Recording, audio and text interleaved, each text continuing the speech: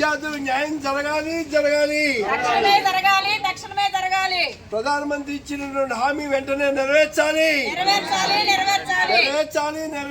ప్రధానమంత్రి హామీ నెరవేర్చాలి. విద్యామంత్రి సెంట్రల్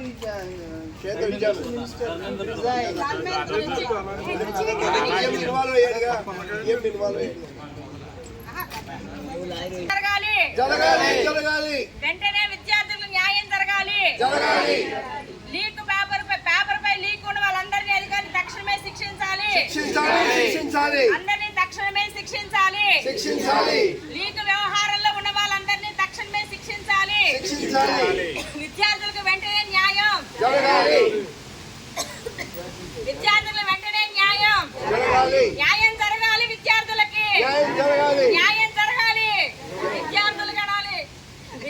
న్యాయం జరగాలి. న్యాయం జరగాలి. నుండి నమస్కారాలు తెలియజేస్తున్నామండి.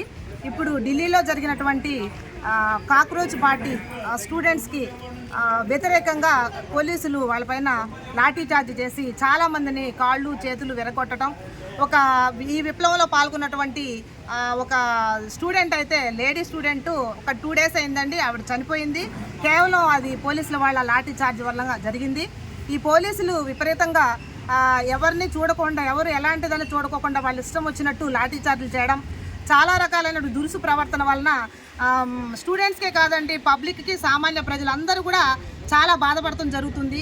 ఈ రకంగా ఈ పోలీసు వ్యవస్థలో ఆ రకమైనటువంటి దుశ్చర్యలు చేసే పోలీసులు మాత్రం ఖండించాలండి.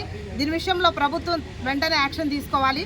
ఈ కాక్రోచ్ పార్టీ వాళ్ళు ఎందుకు సపోర్ట్ చేస్తున్నారంటే, నీట్ పేపర్లో లీకేజ్ వలన చాలామంది స్టూడెంట్స్ ఆత్మహత్య చేసుకోవడం జరిగింది. మళ్ళీ తిరిగి ఎగ్జామ్ అనేటప్పటికి వాళ్ళు మానసికంగా కురింగిపోయి చాలామంది ఆత్మహత్యలు చేసుకున్నారు.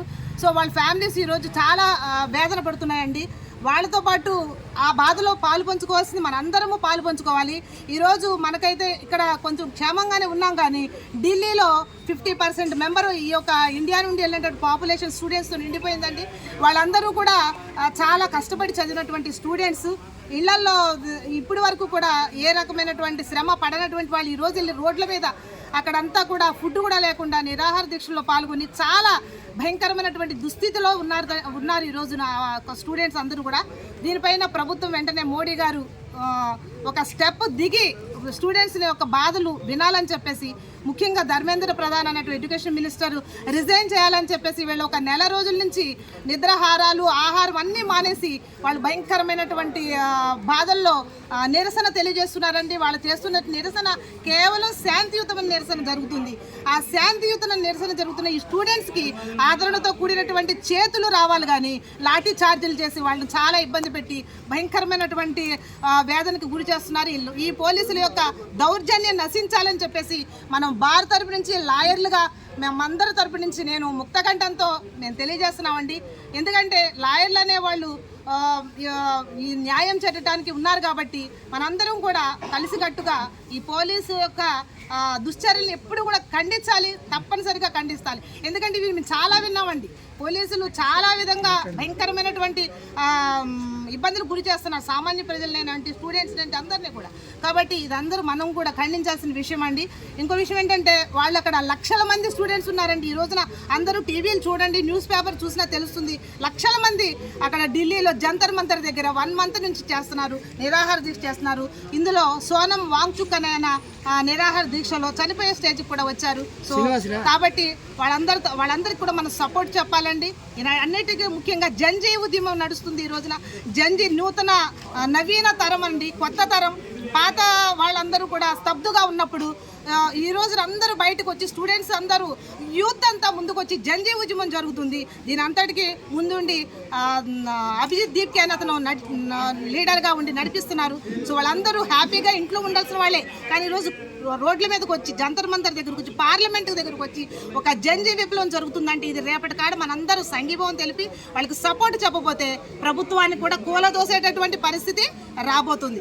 కాబట్టి వాళ్ళందరితో పాటు మనం పెద్దవాళ్ళు, చిన్నవాళ్ళు అందరూ కూడా రేపు రాబోయే భవిష్యత్తును మనం రక్షించాలి అంటే ఈ విప్లవానికి మనం అందరూ కూడా చేయూతనిచ్చి మన సంఘీభావం తెలపాలని చెప్పేసి మా వంతు కృషిగా మేము తెలియజేసుకుంటూ ముగిస్తున్నాము.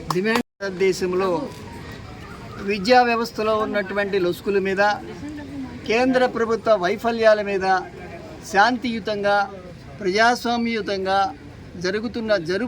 జరుగుతూ ఉన్నటువంటి లేదంటే జరిగినటువంటి ఈ జంతర్ మంతర్లో ఈ స్టూడెంట్స్ ఆ యాజిటేషన్ పైన ఢిల్లీ పోలీస్ చాలా నిర్దాక్షిణ్యంగా అగెనిస్ట్ ఆ ప్రిన్సిపల్స్ ఆఫ్ న్యాచురల్ జస్టిస్ చాలా దాడి చేసి చాలామందిని గాయపరచడం జరిగింది. వాళ్ళందరూ కూడా కొంతమంది డెత్ బెడ్ వరకు కూడా వెళ్ళడం జరిగింది. సో ఇలాంటి నిరంకుశత్వమైనటువంటి చర్యలపైన మా న్యాయవాదిగా బార్ అసోసియేషన్ తరఫున మేము ఖండిస్తున్నాం.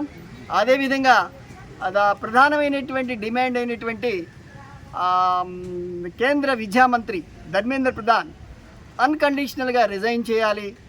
ఇది అందరి యొక్క అది కేంద్ర ప్రభుత్వం యొక్క బాధ్యతని మేము భావిస్తున్నాం. అట్లాగే ఈ జరుగుతున్నటువంటి విద్యా వ్యవస్థలో వస్తున్నటువంటి మార్పుల గురించి, దాని మీద ప్రజెంట్ జరుగుతున్నటువంటి ఉద్యమాల మించి పౌర సమాజం, ముఖ్యంగా న్యాయవాదులు కానీ డాక్టర్స్ కానీ పౌర సమాజం అంటే మేధావులు సోషల్గా ఆలోచించి ముందుకు రావాలి. ఈ నిరంకుశమైనటువంటి నిర్ణయాలపైన చాలా కఠినమైనటువంటి చాలా పెద్ద ఎత్తున ఉద్యమించాలనేటువంటి కోరుకుంటూ నాకు ఈ అవకాశం ఇచ్చినందుకు ధన్యవాదాలు తెలుపుతున్నాను. పోలీసులు పాశవికంగా ఢిల్లీలో జరిగిన విద్యార్థులపై చేసినటువంటి అన్యాయ అకృత్యాలను ఖండించాలి. పోలీసులు లాఠీ చార్జ్ వలన ఒక పోరాటంలో స్టూడెంట్స్ చనిపోవడం జరిగింది.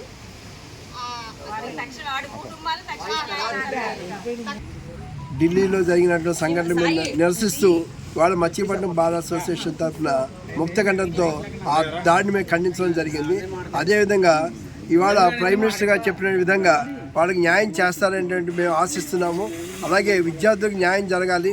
విద్యార్థులకి ఈ భవిష్యత్తులో ఇలాంటి లీకేజీలు లేకుండా గట్టి చట్టాలు తీసుకోవాల్సిన అవసరం ఎంతైనా ఉందని చెప్పి ఈ సభాముఖంగా తెలియజేస్తున్నాం.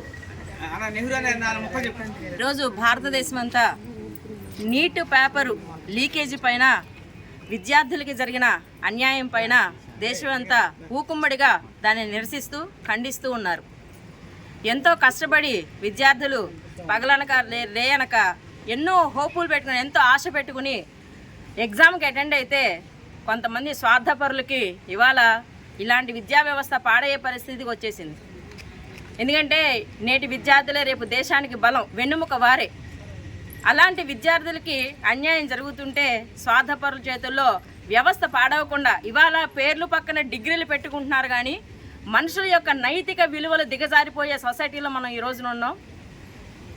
ఇలాంటి నైతిక విలువల్ని పెంపొందించుకునే విద్యా వ్యవస్థలోనే మన ఇలాంటి అకృత్యాలు, అక్రమాలు, ఇలాంటి సంఘటనలు జరుగుతుంటే నిజంగా మానసికంగా విద్యార్థులు ఎంతో బాధపడతారు, ఎంతో దానికి బలైపోతున్నారు కూడా.